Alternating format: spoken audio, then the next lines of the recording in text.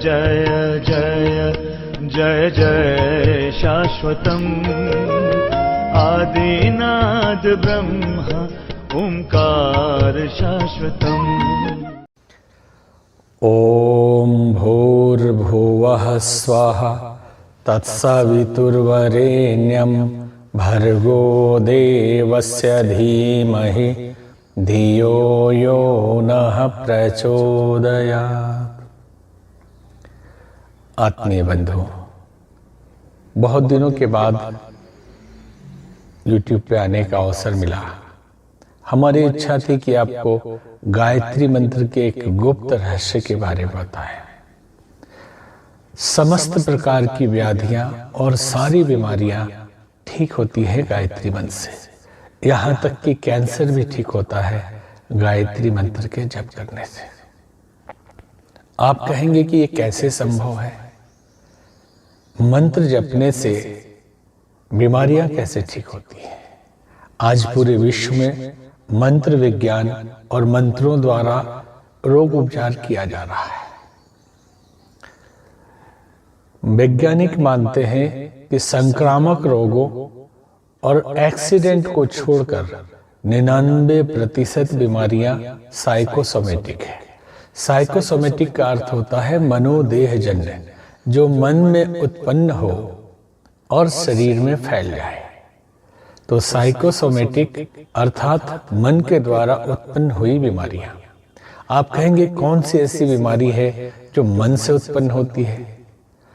99% बीमारियां मन से उत्पन्न होने वाली है। Arthritis, spondylitis, thyroid, sugar, skin disease, पेट की बीमारी, आंखों की बीमारी, दिमागी संतुलन का बिगड़ना, यहाँ तक कि कैंसर। इन सब बीमारियों का जड़ मन के अंदर होता है।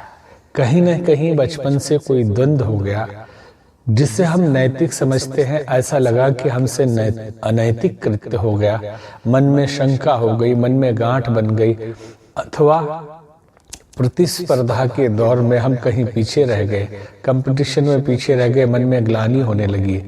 किसी बड़े ने कभी डांट दिया और हमें लगा कि इन्होंने गलत डांटा है। ऐसी गांठें भी बन गई तो आगे चल के ये नाना प्रकार की बीमारियों का रूप लेती है।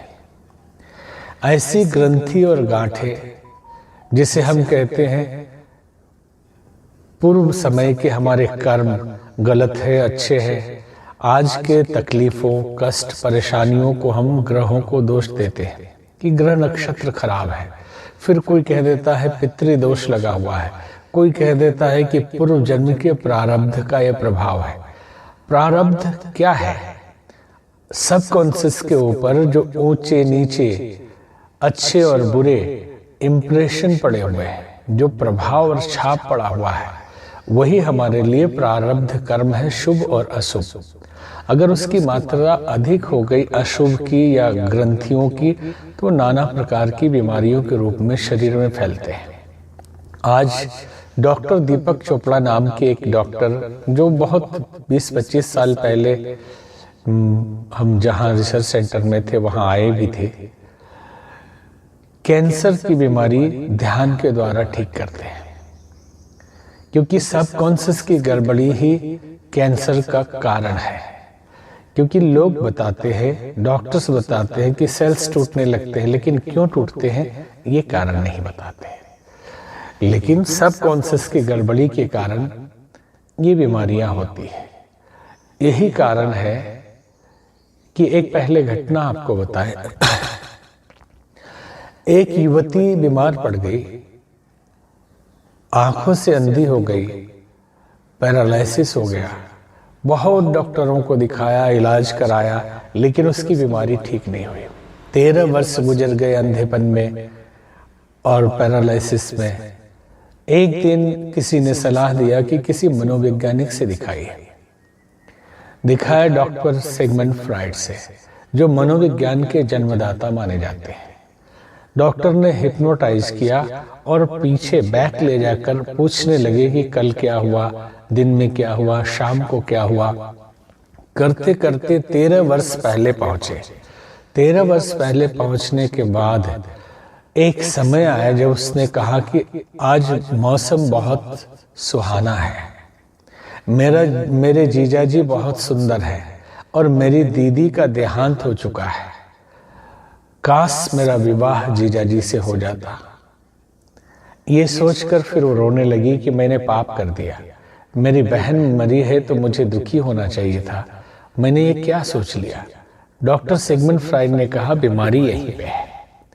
हम कुछ भी समाज में करते हैं, सामाजिक अनुशासन के हिसाब से अनैतिक हो सकता है, लेकिन कुछ गलती हो भी गई अगर, तो उसे हम गांठ बना लेते हैं, उसी के बारे में सोचते रहते हैं, तो ऐसी बीमारियां शुरू होती है। यही कारण था कि इतना ही सोच लेने मात्र से उस लड़की की आंखों की रोशनी चली गई थी और वो पैर से पैरालिसिस हो गई थी। डॉक्टर ने कहा बीमारी पकड़ में आ गई है, अब इलाज तुरंत हो जाएगा। और फिर हिप्नोटाइज करके फीडबैक देना शुरू किया कि तुमने जो सोचा था गलत नहीं था। उस स्थिति में कोई भी ऐसा सोच सकता है। धीरे धीरे 1-2 हफ्ते में लड़की ठीक हो गई। उसके पैर में भी जान आ गई, आंखों में भी रोशनी आ गई। कहने का तात्पर्य ये है कि सब कॉन्शियस को अगर क्लीन किया जा सके, स्वच्छ पवित्र किया जा सके, तो हर प्रकार की बीमारियों के जड़ को मिटाया जा सकता है। यही कारण है कि हमारे धर्म में हमेशा पवित्रता के ऊपर ध्यान दिया जाता है कि मन, वाणी और अंतःकरण पवित्र हो। तो वो भाव से भी पवित्र होता है, तपस्या से भी पवित्र होता है, और गायत्री मंत्र से बढ़ के सब कॉन्शियस को पवित्र करने वाला, चित्त को धोने वाला और कोई वॉशिंग पाउडर नहीं। ये विज्ञान लगभग सभी धर्म के अनुयायी जानते हैं। यही कारण है कि क्रिश्चियनिटी में कन्फेशन का विधान है कि अगर आपसे कोई गलती हो गई है, कोई पाप, ऐसी घटना जो आपको लगता है कि पाप है, भले वो पाप है कि पुण्य है पता नहीं, तो आप जाके चर्च में एकांत में पादरी के सामने स्वीकार करते हैं कि हमसे ये गलतियां हुई हैं, और आप फ्री हो जाते हैं, पवित्र हो जाते हैं। तो क्या हिंदू धर्म में इसके लिए कोई विधान नहीं था? था और है। साल में एक बार, वर्ष में एक बार, श्रावणी पर्व के दिन गुरु जी के पास शिष्य जाके अपने मन की व्यथा सुनाता था या लिख के दे देता था। वो गंगा जी में डाल दिए, वो क्लीन हो गया। और पंच स्नान कराया जाता था, गोमूत्र से, घी से, गंगा जल से, और शरीर के टॉक्सिन निकलते थे, बोझ निकल जाता था। 80-90% बीमारियां ऐसे ही निकल जाती थी। महात्मा गांधी कहा करते थे कि गायत्री मंत्र का जप लंबे समय के रोगियों के रोग को भी दूर करता है। एक नहीं, हजारों लोग हमारे संपर्क में हैं जिनकी अलग अलग तरह की बीमारियां केवल गायत्री मंत्र का श्रद्धा पूर्वक नियमित जप करने से दूर हो गए। तो केवल कैंसर ही नहीं, आज जो कैंसर की बीमारी से जूझ रहे हैं उनसे निवेदन है कि आप अपना इलाज तो कराएं, लेकिन साथ साथ कम से कम आधे घंटे, 1 घंटे नियमित गायत्री मंत्र का जप करें। आप देखेंगे चमत्कारी परिणाम आएगा।